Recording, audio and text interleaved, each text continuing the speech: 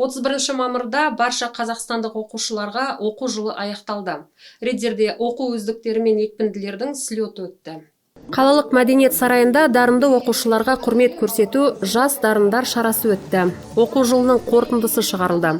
Риддер әкімі міндетін атқарушы Дархан Қосантаев оқу озаттары мен екпінділерін, сонымен қоса спортта жоғары жетістіктермен ерекшеленген оқушыларды да сәттіліктерімен құттықтады. Бұл орайда билік өкілдері ерен еңбектері үшін білім беру, музыкалық, көркемдік және спорт мектептерінің педагогтарына алғыс білдірді. Қайырлы күн, құрметті жас дарындар слетіне қатысушылар.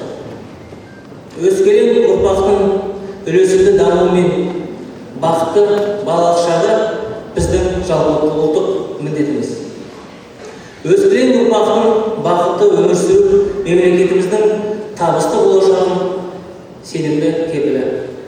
Қазақстандық балалардың дарындылығын дамытуға еліміздің президенті Қасым-Жомарт Кемелұлы Тоқаев көп көңіл бөледі.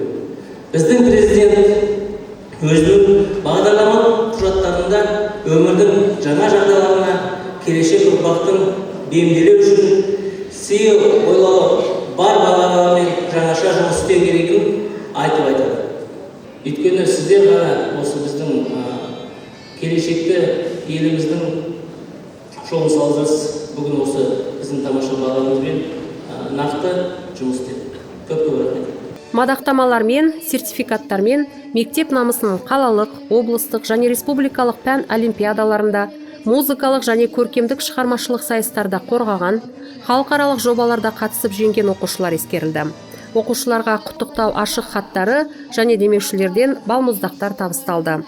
Алда мемлекеттік емтихандар, УБТ, колледждерге, жоғары оқу орындарына тапсыру және әрине жазғы демалыс.